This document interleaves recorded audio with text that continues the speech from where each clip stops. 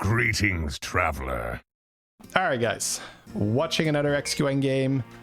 Beast, Dragon, Murloc, Naga Undead, and takes a Sire. We were just talking about that.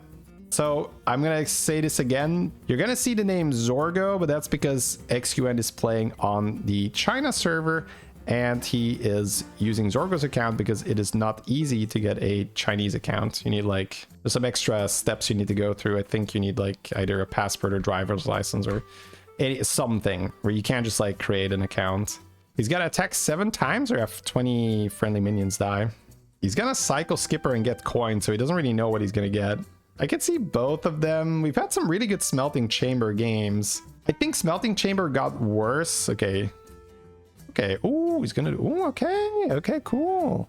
Interesting start. Okay, he's gonna do it like this. Didn't realize. I guess that means he can go Surf and Serve next turn. All right, so there's a lot of thoughts there, and I was like, oh, from this, from that, from that. What I was gonna say is Smelting Chamber got worse now that we're no longer in Time Warp meta, because what I like to do with Smelting Chamber is line it up so that I make a tier 3 golden when the minor Time Warp comes around, because then you get a golden Time Warp. I thought he was gonna cycle the Murloc on turn 1, but he just wants to start with Front Rake and then bank the Murloc in the coin. He's not gonna go for the Surf and Serve for extra minions to die, it seems. Looks like he wants to either roll something like Golden Front Rake or maybe the Skeleton, right? The Skeleton that makes 2 more. That's pretty good to farm. Yeah, that one basically. Yeah. All right. I have the Skeleton and he has the... Ooh! Okay. Wow, bro. That is the dirty, dirty, dirty turn. I see. I mean, Amber Guardian, he's gonna have 2 more dragons, right? Man, that's gonna give him such a better leveling experience. And you can see how he's not too worried about rushing this quest. He's just like, well, I don't really need to have a bunch of death rattles on my board. I can just play to be strong. And then when I'm strong, I can just, you know, I can just level and then this quest will complete eventually. All right, level double play. Both of these getting the shield is not bad, but I guess the 3/3 won't get 6/6, right? He could coin arrow here, yeah. Coin arrow is actually really good. Because you don't need this money next turn. This is like a really good use for his 1 gold. Yeah, super, super nice. Because now he's 50-50 for the perma shield on Tarek too. And it's just incredible arrow value. Right, it's 1 gold and it gives... You go from a 3/3 to a 7/3 divine shield. Like, what an upgrade, right? For 1 gold, like on turn 4, you can't really ask that much more out of 1 gold. Especially if the gold is not being used for a while, because this turn he just levels. So it just makes a lot of sense. It's beautiful. Look how strong this board is now. And he's slowly chipping away at his quest. But he's healthy, right? He still has armor. 36 HP. Minor quest rolls around. Golden Front Rake also just did so much. That's where knowing where the arrow is more important than knowing when to level to 5. Leveling to 5 is probably still more important than the arrow, but that was a really good arrow. As far as pointy arrows go, that's one of the best pointy arrows I've seen in a while. So he's looking at what makes sense here. He will have the stolen gold at some point, which will golden the left and the right minion. Goldenizer is then worse. Yeah, I think he looks at Goldenizer and says, well, if I'm already going to be able to golden things in combat, maybe I don't want it. Maybe I just want to take the money from the Rendell. I think you do buy those too. Because you're on 6 gold. If you roll here, 5 gold's so awkward. Now he gets a full board. It works out, yeah. Yep. Super strong, super cool. Look at that, man. Turn 6, we're on tier 4. We have a full board. Just got a nice spell played. We got the Front Rake that's about to pop off. And now we can just level to 5 next turn. Almost guaranteed. Oh, wow. Those 2 together. That's going to do a lot of stuff. Man, beautiful. Also, this Taragosa gets the Orca buffs permanently, which is a small thing, but still. Orca is also not bad to golden. Oh, Twilight Researcher can be golden, right? Next fight, he might lose enough to trigger his quest. 11? Well, he has Broodmother. With Broodmother, he could do it, right? He needs 9 things to die. If Broodmother gets full value, it's already 5. That seems more than doable. The rolls are nice. I would level here every time. So if he doesn't level, I'm going to be blown away. But I want to learn. So I'm always hoping to do something that would completely blow me away. But yeah, I would say that we drop the Researcher, we drop the Broodmother, we go to 5. Like, pretty much no reason not to. I was gonna go for the Chef's Choice guy and then cycle that for the rolls. Yep. Yeah, he's just seeing whether he gets the Chef's Choice guy on the board or not. And I would already cash in the rolls just because we're playing with the Hooktail, of course. Yep. All right, clean, clean, clean, clean. A little scared that the Broodmother won't have space right now. Because 5 HP on the Chef's Choice guy and 8 HP on the Taunt. If we go first, this is not guaranteed that we'll have space. Let's see where we hit. Okay, it dies, it dies. Oh! That is so good. All right, 13, 8 more. There's a lot of stats on that Tarek. I think we're fine, right? Yeah. Yeah, can we kill one more? Yeah, there we go. So Stolen Gold next turn. Stolen Gold will golden the left and the rightmost minion during the combat. Very nice. And no damage. Oh, you love to see it. Beautiful, beautiful, beautiful. Level straight to 6. He is Rendell, I guess. Yeah, he has Rendell. I love that. I did tell you guys a while ago that when I learned how to play the game, how to get better at the game, I did watch a ton of XQN, and especially back then, he was just an expert at rushing to tier 6. You see it a little less these days, but he is so healthy.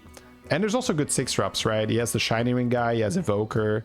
It's a lobby where 6s are actually quite nice. Demons are out, so you're not going to just roll the demon guy on tier 5 and start producing fodders. So it does make sense to rush it. But you need to be in a spot where it's viable, right? If you are low HP, then you're going to die. So I want to see what he wants to make golden on the left side. It looks like right now it's going to be the Chef's Choice guy. Are we going Groundbreaker here? Are we going Macaw? What's the... what are we looking at in the shop? We're going Macaw, okay. Oh, we can Macaw on the Draconic. Ooh, that's true. Macaw the Draconic. Oh, he's just picking it up preemptively. All right, gonna go for double Chef still. Oh, and then he steals Groundbreaker. Oh, okay. I'm trying to just process that, where maybe he just liked staying on this shop because then the Rendell would guarantee steal Groundbreaker, and he opens up spamming spells and ending up in that. Orca doing a good job again. Broodmother not dying is a bit unfortunate, but we got some value. Nice. And he's getting so much... he's getting so many Chroma Drakes in his hand with the golden guy and then the tier 5 Death Rattle guy too. He's got the Maelstrom. That definitely looks good. Man, there's options here, bro. It's not the Glider. It's probably not the Timepiece. So it's either Curator Sticker to just be strong, or you take Faceless. I'm not in love with Curator right now, just because it's costs 4 gold, and there's no like obvious board space where I'm like, oh, I'm gonna be it's gonna be easy to run this. So that's why I'm a little hesitant to take Curator. Normally I think Curator's a really solid pick because you get a golden, so it's a 6-drop right away and it's good tempo. But we're super healthy, so I think I actually prefer to Faceless myself, just because it gives you like unreasonable options later where you can make a golden card and copy that. Or, you know, he has a Bran here, could like find another Bran and then just copy Bran, have a golden Bran. Like, is it keeps you a little bit more flexible. Whereas the the Mishmash would be stronger right now, but give you less options later. And because XQN is in such a good position where he still has 36 HP, options are pretty good. Like, he doesn't have to have that instant tempo. Now, if he was on 16 HP, I think the Mishmash makes so much sense. We got a 20/20 probably for Bran. It's like my favorite target for that thing. Bran and Titus, yeah. More money. He's got 2 more in there. Oh, he sells the pair. I would have a tough time doing that with Bran, but I guess it makes sense. Oil skipped. Ooh, Rylak. I like the Rylak. Ooh, don't on brand. Yeah. Okay. He doesn't have the hand space right now. I would have been interested in trying to farm the spell power, but I think this is a good example of where I would be too focused on that, and I might end up with a board that is too weak, because I would have maybe just held one of the spell power guys in my hand and then try to get the Rylak and then use that. And XQN's like, yeah, I don't have time to think about that. Just like play your dragon, see what happens. Okay, I don't get full value here. Who cares? I'm still winning. I'm healthy. I can fix that next turn. Rylak first was better. No, I mean, he gets a golden anyway, and his hand is full, bro. Like, if that battle cry dies, it's also death rattle. So it did not matter. Basically, is what I'm trying to say. Not for this turn. His hand was too full. We didn't want to taunt Brand because it doesn't work with Rylak. We can make golden Rylak. I'm kind of down with eyes. Oh, XQN does not care. That's another thing to do well. Like XQN here is just, he's not, it's like too slow, it's too expensive to golden the Rylak. He's like, I don't even have another battle cry that I really, really want to proc. Oh, here's that Brand option, right? He can golden the Brand now. Yep, that's what he's gonna do. It's just a faceless, right? It's flexible. It's like, it's a Joker card. You can copy anything you want. My college is golden Brand. Yeah. Oh, it's so much fun here, chat. Oh, once the Brand is golden, it's so good. Got the Reborn on the Rylak. I think what he's looking for is the Queen's Guard, right? Queen's Guard with Bran and Rylak, and he already has Macaw for that. But now that he has Mycologist, you could technically have... he could buy that 4-cost spell. Oh, okay, so he wants money. I was gonna say, he can buy the 4-cost spell for... well, Queen's Command would have been... Hey, Queen's Command is basically like... that's like having Queen's Guard, right? If he has Mycologist with the Queen's Command, yeah. That's funny. It doesn't feel the same, but it is the same. Bro, we have to like... Oh, we're farming spell power this turn, right? I was gonna say, we have to like dump our hands, but we don't really. Oh, it's such a satisfying spell power farm. And it's golden because... Oh, yes. Yes. Oh, you could also golden Titus. That's... Is it better? No. Nah, goldening the thing is better. All right. You don't know about putting Death Rattle on the Reborn. The Rylak has a Death Rattle regardless, right? Yeah. There you go. Like, the Death Rattle on the Rylak is just its natural effect. I think, at least.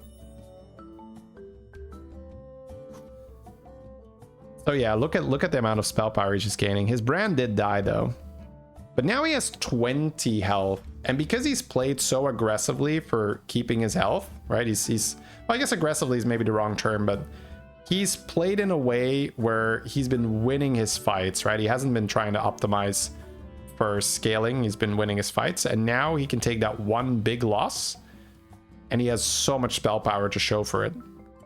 Like, he invested his life total in a really good way here. Like, he saved so much health. He has Mycologists. I would... Yeah, okay, he just still wants money. I think with the spell power here, I might have wanted to just try to hit Azurite, right?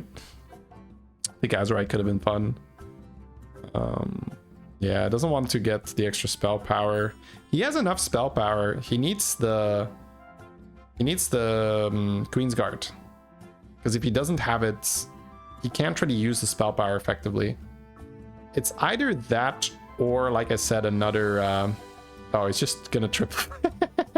He's just checking for Queen's Guard. Yeah, okay, funny. The Mycologist can still do a good job here with... Again, if he still has it, right? He can hit Azurite. Kind of like old school... Murkai, right? How Murkai with Magicfin and Azurite was a thing. Okay, the Magicfin reset, so he could actually still roll it here. Okay, Queen's Command will do. Like, yeah, we're very happy with that. We just don't want to die, right? So now goldening the Rylak would be chill. Yeah, get a little damage on there. Yeah, it's just so well done. Like, he just keeps his health, right? Like, I would have such a hard time to stop scaling my spell power here. But I mean, there's no realistic other play, right? You also have the... Oh my god, he just got so strong, chat. He got so strong here. Look at this. Because it's Golden Brand, Golden Titus, Golden Parrot. Oh. Oh. That is unreasonable, bro. He was getting owned last fight, and now because he has a battle cry that produces tempo next to his Rylak, it's just insane. There's so many multipliers on his board. The Parrot is ×2. The Bran is ×3. The Titus is ×3. You have Reborn on the Rylak, so it goes off again, not quite with all the multipliers because the Parrot isn't ×2. And then he has another ×2 from the Maelstrom. Like, that one battle cry is no longer one battle cry. It gets procced so many times. Couldn't if you have farm more spell power? That's exactly what I'm saying, right? No. Right, so, but the point is that he did that because otherwise he would take damage this round, because he can only really proc one, right? He can only proc one, so he can either say, I'm going to take 15 damage here to farm more spell power, and then maybe get scammed by someone and lose the game. Or I can just keep 21 health, be really freaking strong, and play the game with the Golden Brand and a mycologist after that. That's the point, right? So, and again, I'm with you, by the way. I'm with you. I would have had a really hard time to give up my spell power scaling, but it's a means to an end. But it can start to feel like it is the end, right? Be like, what is the point of this game? The point is to scale my spell power as high as possible. It's like, well, no, the spell power is there, so you can get a big board, so you can stop losing fights. So what if I just like stop losing fights? So it makes sense when you see it like this, but I'm totally with you. I would have had a hard time to give up on the spell power scaling myself. I still need to turn that switch, right? Flip that switch. We saw that earlier in an XQN game where he was willing to give up on Golden Belinda to make sure that he didn't lose the fight. And he's doing the same thing here.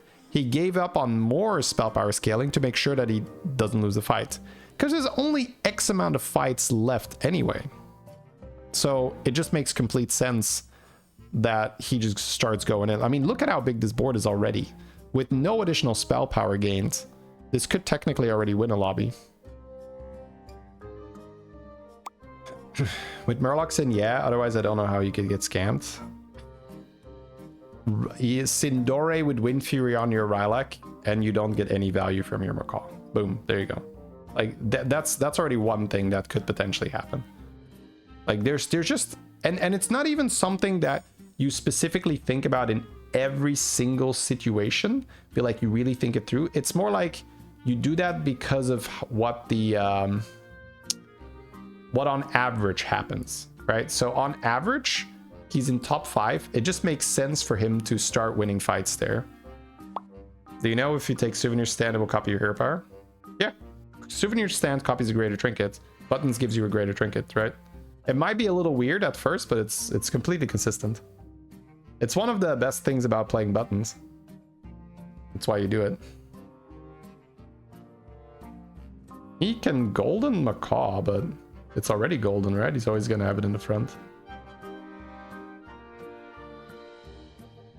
Wait, he has random evolves in his hand. Is he going to cook with that?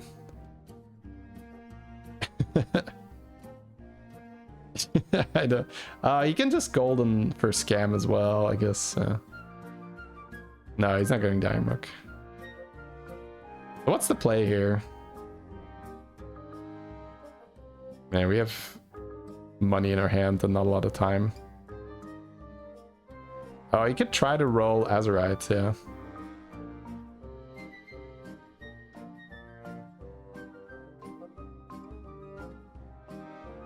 Is he? I think it's like Golden Rylak and Azurite, yeah.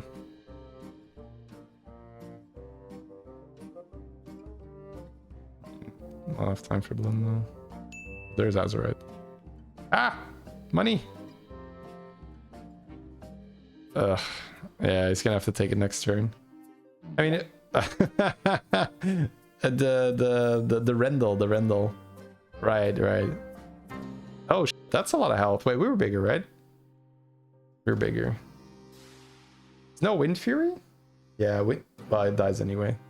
Wind Fury is sort of the dangerous one where we might end up not getting any Rylak value too, which is a bit annoying. Sorry, not getting any Macaw value.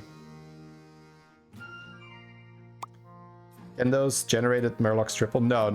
That's something they did from the beginning. Not even the Hearthstone devs were willing to let that chaos run rampant. I say that in a good way, by the way, because they quite often just say, start of season, let the players break the game a little bit. Let's just let them have some fun. But even, you know, even with that mentality, it was like, nah, we can't let people put like 3 different spells in that Murloc and then proc it with Rylak or Murkai. I wonder what his plan was with the Evolve. Maybe he just bought it for money, right? Because he was trying to get rid of it. You should put the Murloc last for hero power. It's the same. Oh, if it says it can be golden, it just wouldn't be golden, right? Flag is a buff, yeah. So he has 5 gold to roll a spell power thing, which is why we saw him think. I think you just take coin and accept. Yeah, you take your losses. I agree. He still has this Merc, this Murloc in his hand. Oh, the dragon too? 30 seconds. The dragon might not even be worth cycling anymore. Yeah, we got time. Sorry, we got money. We don't have time. I'd be shocked if he still wants the dragon. Okay, color me shocked. Color me shocked, chat. I mean, on 20 seconds, I don't think that's correct. But I would probably buy it on autopilot myself. And on a Leroy. It doesn't matter. Like, he can do what he wants. He could end on spell power. End on spell power for the boys. I love it. I mean, it's not even that weak. Ooh, nice. Well, I mean, that doesn't matter. The guy's dead. Because he's kind of low on damage. And this way, the Macaw will trigger. Oh, so now he does have a Wind Fury, right? And he does go first. Yeah. That is annoying. But we're good, right? We get 0 Macaw value here. It hurts a lot. Yeah, I mean, there's like a 300 to 500 on that board. There's maybe some minions that are bigger, but we're bigger overall, right? The Spore doesn't do anything. We trade that. Yeah, we're good. But opponent understood the win condition, right? Man, cool game again, man. Very, very nice Sire game. Love to see those.